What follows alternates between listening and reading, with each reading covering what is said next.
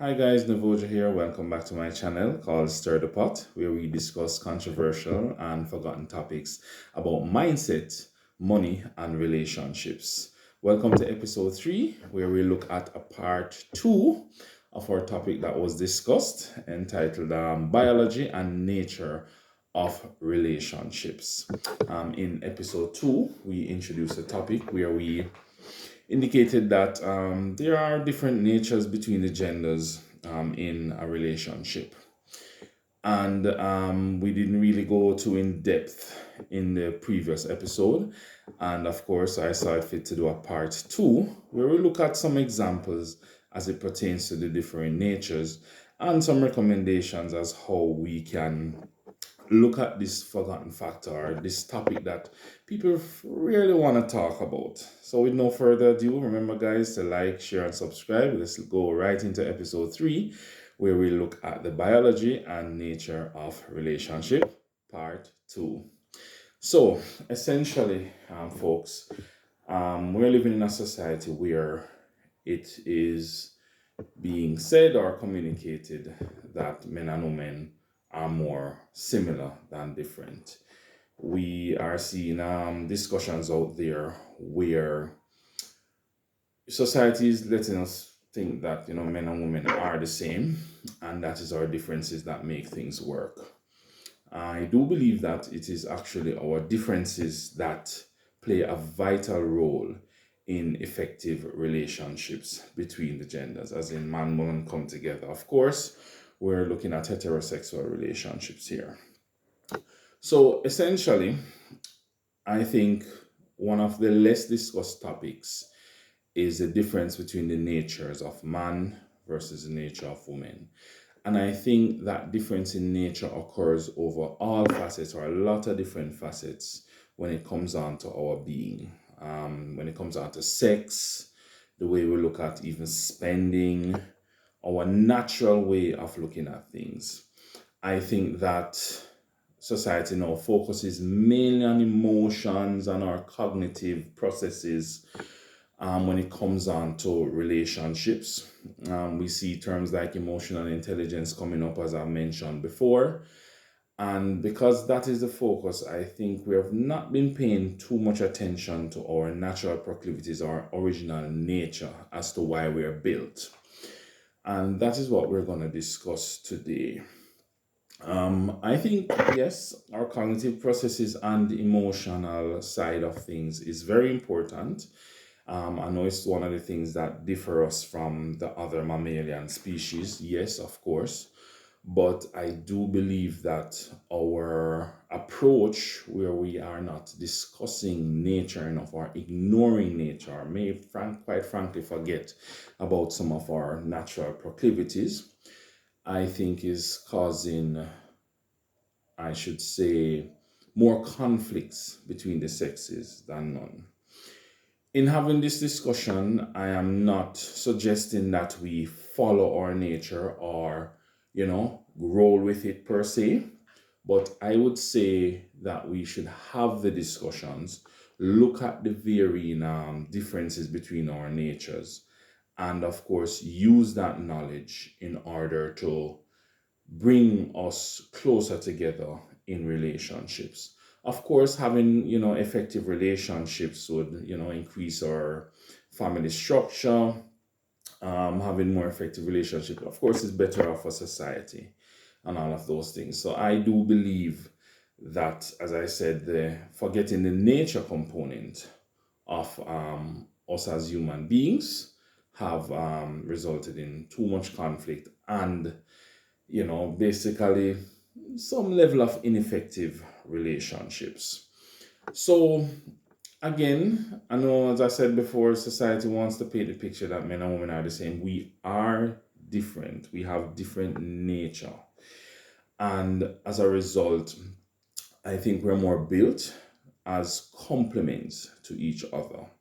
We are supposed to complement each other. And I will always say this in approaching any form of relationship, it's the conflicting yet complementary nature that forms the basis of it. So, one of the examples I like to give is Let's use work, for example. We have the time to give to an organization. The organization have the money to exchange with us for the time. So the fact that we are giving two different items mean that it's more complementary. I would argue that if all of us have, I don't know, $500 million in our account right now, we would not be necessarily working for the organization that we are working with because we already have what we need. As a result, for the complementary nature of side, I think there will be more conflicting natures to what two people bring to a relationship. And when I say conflict, I don't mean issues, but more along the line of they are basically polar opposites, or there's a level of polarity between the two. And that gives ways, of course, to our previously our previous episode 1, where we discussed the whole value exchange. There's something that the other person wants, and there's something you want as well, and they must complement and come together to form that unifying bond, or should I say that value exchange that makes the relationship effective. Now, in terms of discussing the difference in nature of men and women, I know it's a very controversial topic, and I know I'm going to delve into some of these differences. Again, the aim is not to have to tell people, hey, you must follow your nature. But I think in discussing it, we can look at the various factors that will come with it, the compromises that must be done, the deal breakers. It helps to set healthy boundaries to where we can have that more cohesive relationship. It helps to also set rules. It helps with the whole negotiation process of the relationship.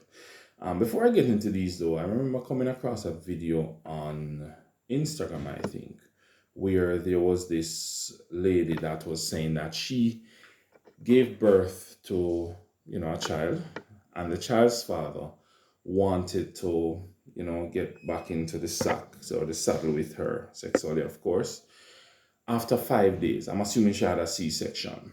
Of course, she felt pressured. He pressured her to say, hey, if you don't do that, I'm going to cheat. And out of the fear of being cheated on, she, facilitated him and ended up back in the hospital, of course, where she, had to undergo treatment. And I think she ended up almost having a cardiac arrest or something like that. So we are going to get up and say, hey, the man is inconsiderate and so forth. She has her part to play as well. She probably should have ignored him and focused on the recovery based on doctor's orders.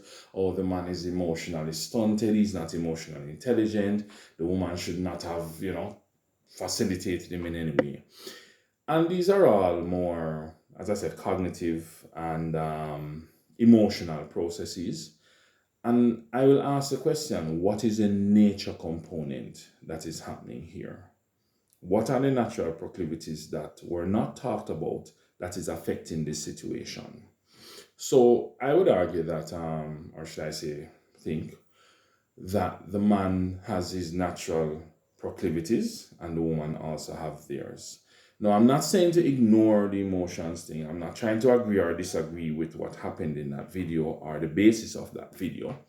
But it's just to shed light that there are some, natural ways, or should I say, there's a nature to man and there's a nature to woman at play here. And my aim is to actually get down into some of these and see how best to, look at them in going forward. So one of the things, let's look at, for instance, intercourse, sex. I think men and women view it differently, but as I said, society wants to have this unified one way looking for both sexes, and I don't think it works. I believe if couples are to sit, especially earlier on in the conversation, and discuss whatever these nature components are, I think they can have the way to use that to set boundaries, set rules, set regulations, set consequences, set results. So for instance, in this, I would say most people don't like to discuss the concept of sex and they think that it's taboo. So I would recommend that, for instance, couples in their early dating raise a situation like this. So you're there, you're going on, you're having all this great sex, etc. And there may be a situation like with pregnancy and giving birth. There may be a time when the woman is out of commission. I think if couples are to sit down and say, how are we going to deal with something like this? What are the alternatives that can be put in place? You understand? And I think that if we are to look at consequences to any actions that's undesirable, it will give way to a whole new discussion or a whole new conversation that may can put more perspective into that relationship. So, for instance, I mean, I'm looking at it and say I'm in a relationship with a woman and having this conversation. I'm like, okay, you know, what are the alternatives? My nature is that I always want sex, right? As a man, I think that we tend to, I would say, want it more than women. That can be argued. I know that will trigger some people. But I think the bottom line is that at the end of the day, men may seem unreasonable because we always want it at the most inopportune time. What is our nature for this? And I say that when it comes down to sex, men's nature is or should I say, sexual strategy is to have what they call unlimited access to sex. It doesn't mean a bunch of women or anything, but we're the one that gets up with that morning tree where we pitch that tent in the morning, and that is a natural thing that happens to show that hey, we should be ready for sex. It is in our nature. That's the reason why men from a possibility standpoint, can impregnate a woman, every day, but a woman only gestate for about 9 months before she can actually get pregnant again. So, with that nature component right there, how do we really look at it? How do we discuss it? So, I think it is men's nature, of course, to want to have sex most or all of the time. Of course, depending on his health and mindset and the, how should I say, the possibility of having sex at that time. So that's one difference between men and women's nature. Another one, you can look at simply other things. Men actually view sex closer to like a handshake, while women view it as a more, I want to say valuable for want of a better word, or a more deeper connection. Um, don't kill the messenger here. I'm just communicating what I've read and seen in other material, where really and truly we view sex, as in we men view sex as a more simpler interaction. As I say, it can be akin to a handshake, while women actually views it differently. The nature of women, however, is that they are the more vulnerable more vulnerable gender when it comes on to sex. They are gonna bear the brunt of the consequences that come with it. Yeah, men don't get pregnant, women do. So of course, it's only natural that they view sex differently. And these are the type of conversations that I find that people are not having. Now, again, I'm not saying men and women must just dive into their nature and just follow it. No, have the conversation. So let's say earlier on in the interaction, dating, whatever they're doing, have the discussion. Okay, so if I get pregnant today, or get pregnant, if the lady get pregnant and so forth, and I have that child, let's say it's a C-section, I have to be out of commission for 3 months, how do we deal with this? And I think that's a conversation that needs to be had. It's straight out of nature. The bottom line is there's this wonderful frequency of sex happening. How do we deal with it? What are the alternatives to put in place? Do we practice other, types of sexual interaction, or do you feel that you need to go out there and do it? Is she okay with that or not? If it's a case where she's saying that she's not comfortable with that, if the man does it, what are the consequences?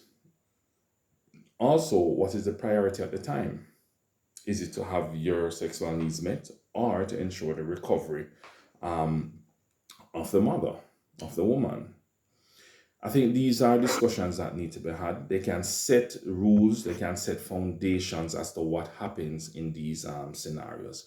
It's all fine and dandy that we take for granted that people should be, emotionally savvy and, should have common sense and say, hey, your woman will be out for a while, so put it up.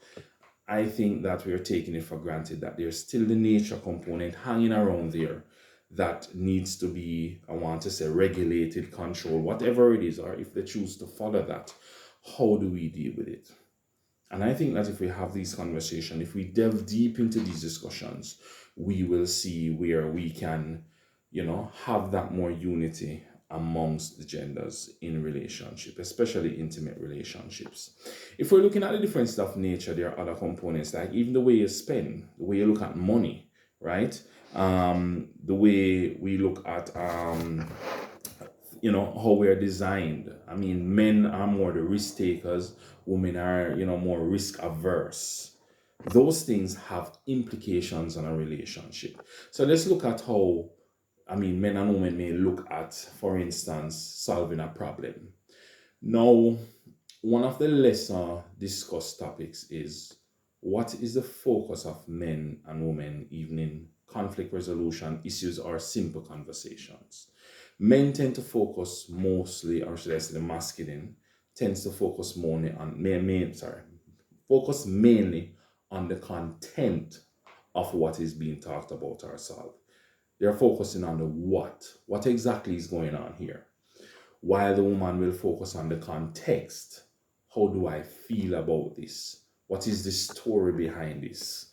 And I would say in approaching issues and problems, where we can see where men and women can be at loggerheads over these things. That is also another point of discussion. Hey, sweetie, whenever we having a discussion, maybe we can sit down and talk about exactly what's happening. That's my focus there. However, for her, she's going to focus on, hey, this is how I feel about it. What should be the priority at the time? Do you meet on a common ground? And I think we should get more down, as I said, into the nature component of it and talk directly about it. We're here talking about, hey, I'm just focusing on solving the problem, sweetie. While she will be like, hey, maybe we need to look at how the feelings and emotions is getting into this, right? And that's one of the next big difference between men and women in terms of what the focus is at the point of any discussion, conflict resolution, whatever it is. Another aspect, as I said, going back to sex, men and women will look at it differently. One of the things that society fail to accept or look at is the fact that when men and women are looking at sex as well, men actually view it as a scarce commodity a lot of the time. I would say the average man. Of course, you have these guys who are probably well sort, well, they're being chased and so they may have a different experience. However, when it comes on to the regular man, he views it as scarce, I want to say commodity. And women actually have it that sex is abundant, and maybe that's the reason why they are not necessarily the one who chases sexual opportunity. Men are the one who maybe chase the sexual opportunity. I think these topics are taken for granted, and I think there is room, or room should be made, I should say, for discussing these things, especially when it comes on to dealing with our companions and so forth. um, Again, in discussing this, I'm not saying we are to, side with nature and follow it, but I would say have the conversations. Talk about the differences between both the genders. Talk about the difference between you and your spouse or your companion or your husband or your wife. Have these conversations, especially earlier on in the relationship. They are very candid, right? They're very controversial, but I think if we have them earlier on, you can be able to set those boundaries, those rules of the relationships much better, instead of only looking at it from the cognitive and emotional side of things. One of the main differences, based on those guys that study psychology and evolution and all those things, they say generally women will, there are three factors in our evolution. They have instinct, emotion, and reason. Instinct always comes first for both sexes, of course, or both genders. However, for the woman, it's instinct, emotion, and then reason. Or should I say instinct, emotion, and then reason. However, for men, it's more instinct, reason, and then emotions. So I would say that, in some of these scenarios, the question I would ask, is it that the men are emotionally stunted or emotionally, dumb or not emotionally intelligent? Or is it that they're actually built that way? Are men built to prioritize emotions over reason? Are women built to prioritize reason over emotion or not? And that's the question I think that we should ask and get down into these topics so that we can, contribute more towards effective relationships. So, guys, I will end it there for today. Um, well, we'll be definitely moving on to episode 4 in the coming days. And until next time, guys, see you soon. Remember to like, subscribe, and share.